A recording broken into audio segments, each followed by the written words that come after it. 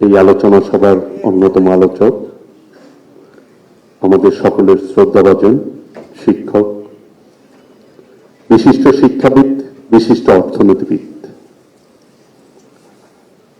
জনাব ডক্টর মাহবুবুল্লাহকে স্যারকে তার বক্তব্য রাখার আহ্বান জানাচ্ছি। বিসমিল্লাহির রহমানির রহিম।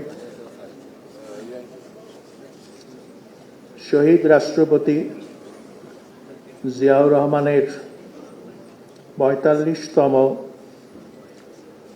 শাহাদাত বার্ষিকী উপলক্ষে আয়োজিত এই আলোচনা সভার সভাপতি আমার প্রিয় মানুষ মির্জা ফখরুল ইসলাম আলমগীর, আজকের প্রধান অতিথি আমি যাকে বলি আমাদের প্রিয় প্রধানমন্ত্রী জনাব তারেক রহমান, উপস্থিত বাংলাদেশ জাতীয়তাবাদী দলের স্থায়ী কমিটির সম্মানিত সদস্যবৃন্দ, উপস্থিত সুধীবৃন্দ, আলোচকবৃন্দ এবং শ্রোতাবৃন্দ, আপনাদের সকলকে সালাম জানিয়ে আমি আমার বক্তব্য শুরু করছি।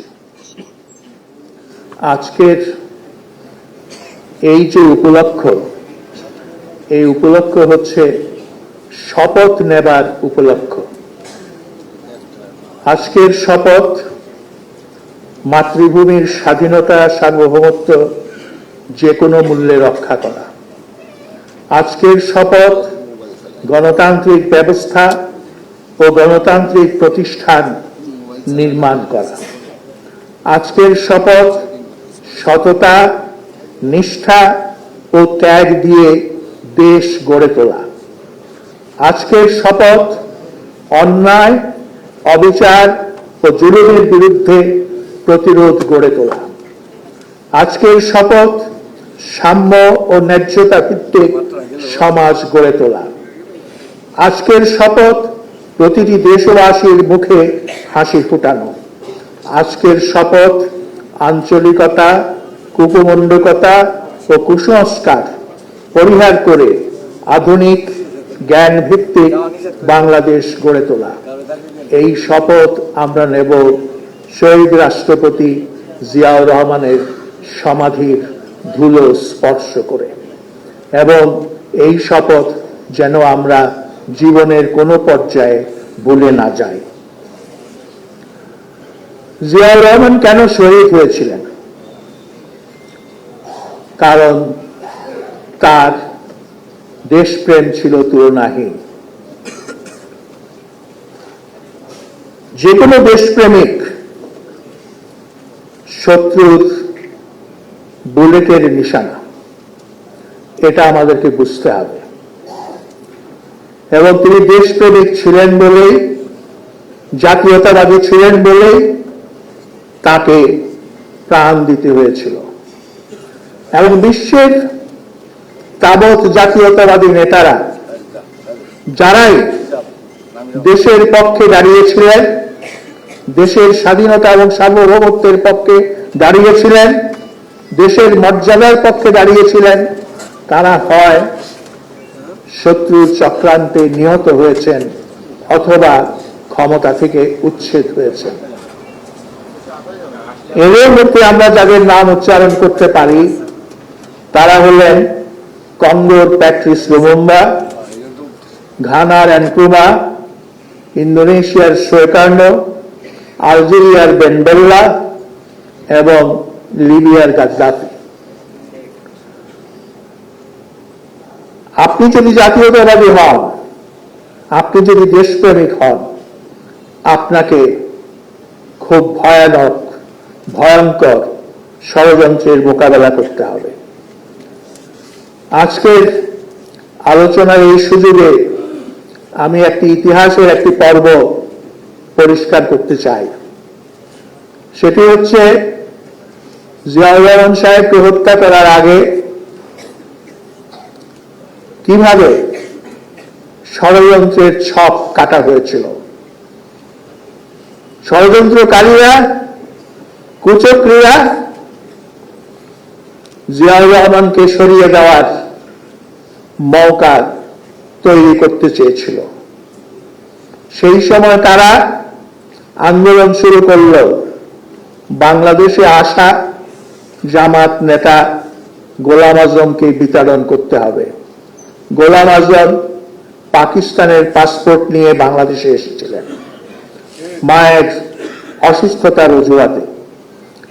তারপর তিনি আর যাননি, এবং যাননি কেন? তার জন্য দায়ী জিয়াউর রহমান। কারণ জিয়াউর রহমান এই স্বাধীনতা বিরোধীর সঙ্গে চক্রান্ত করছেন, এবং চক্রান্তকারীরা জিয়ার বিরুদ্ধে এই অপবাদই দিয়েছিল, এবং দেশব্যাপী এই অপবাদ তারা ছড়িয়ে দিয়েছিল, যাতে একটা ক্ষেত্র প্রস্তুত করা যায় তাকে এই পৃথিবী থেকে সরিয়ে দেওয়ার জন্য।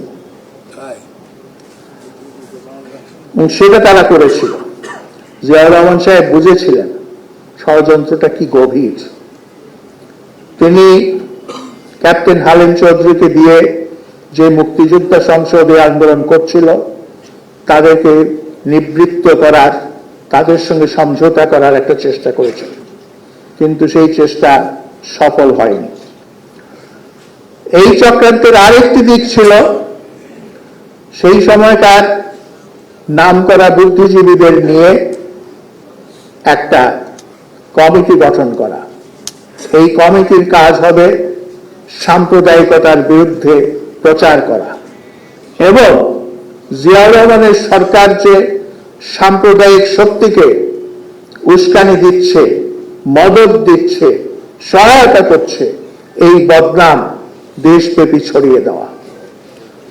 যেসব বুদ্ধিজীবীরা এর মধ্যে অংশগ্রহণ করেছিলেন তাদের কেউ কেউ মূল ষড়যন্ত্রের ব্যাপারটি জানতেন এবং সেই ষড়যন্ত্রের অংশীদার ছিলেন। আবার অন্যরা অনেকে শুধুমাত্র সাম্প্রদায়িকতা বিরোধী বক্তব্য উত্থাপন, প্রচারণা একটা মহৎ কাজ বলে বিবেচনা করে এই কমিটিতে সমবেত হয়েছিলেন। কুচক্রীরা আরো ষড়যন্ত্র করেছিল সামরিক বাহিনীতে। তারা সামরিক বাহিনীর মধ্যে প্রচার করেছিল জিয়াউর রহমান মুক্তিযোদ্ধাদের ভুলে গেছেন, জিয়াউর রহমান মুক্তিযোদ্ধা অফিসারদের ভুলে গেছেন, তাদের প্রতি তিনি বিতৃষ্ণ হয়ে গেছেন, এবং তিনি পাকিস্তান থেকে যারা ফেরত এসছে তাদের প্রতি তিনি আকৃষ্ট হয়েছেন, তাদের উন্নতির কথা তিনি চিন্তা করছেন।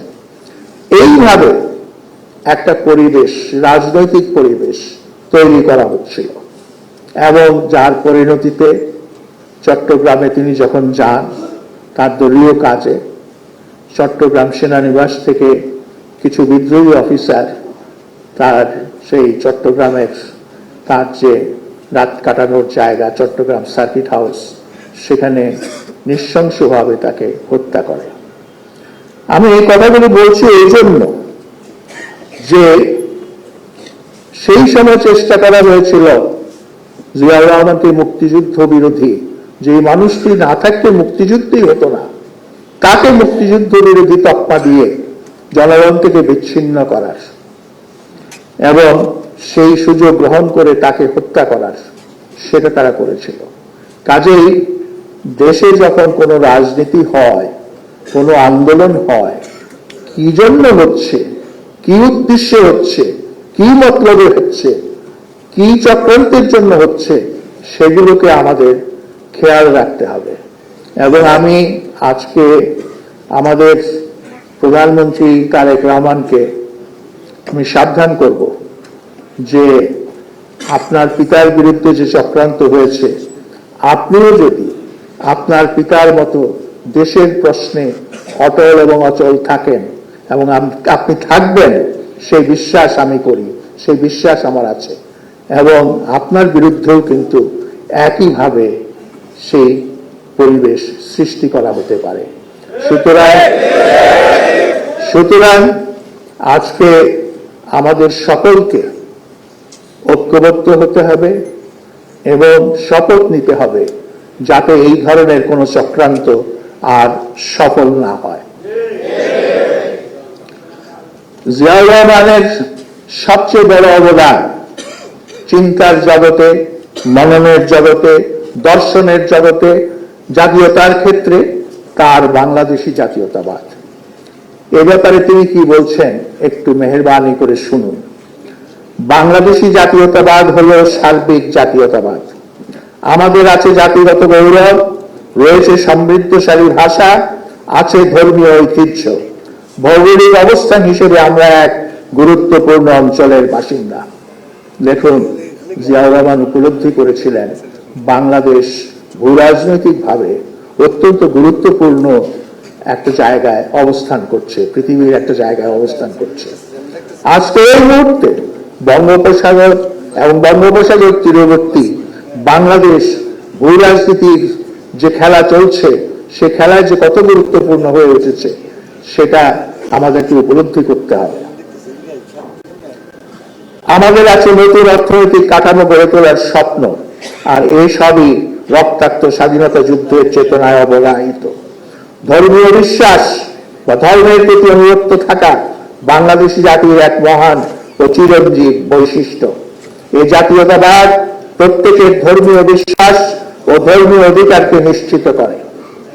তিনি আরো বলেন, দেশ ও জাতি মূলত সাম্রাজ্যবাদ, সম্প্রসারণবাদ, নয়া উপনিবেশবাদ,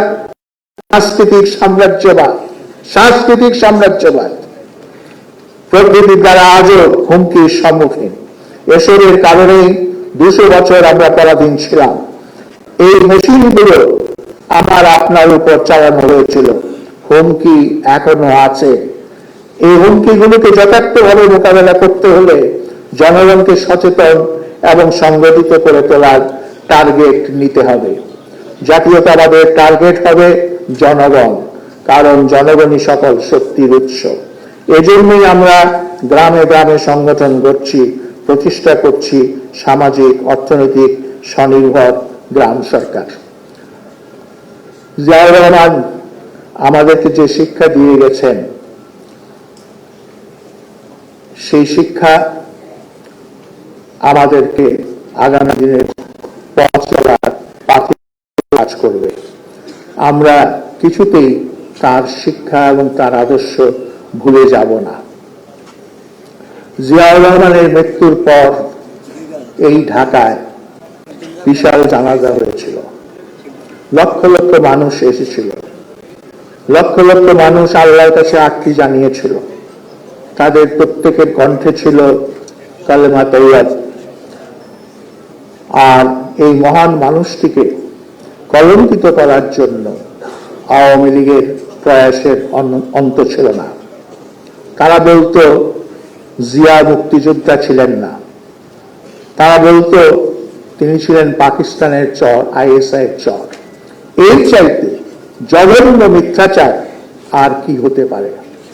আল্লাহ তাআলা পবিত্র কোরআনে সূরা লাহাব অবতীর্ণ করেছেন এবং আবু লাহাবের অপকর্মের জন্য তার হাত দুখানি ভেঙে দেওয়ার কথা বলেছেন। আর এই জামানার এই দেশের আবু লাহাব, আওয়ামী লীগ এবং আওয়ামী লীগের নেতৃত্ব, তাদের চক্রান্তের জন্য, কুচক্রির কাণ্ড কারখানার জন্য আল্লাহ যেন তাদের হাতগুলো ভেঙে দেন, গড়িয়ে দেন। এই বলেই আমার বক্তব্য আমি শেষ করছি।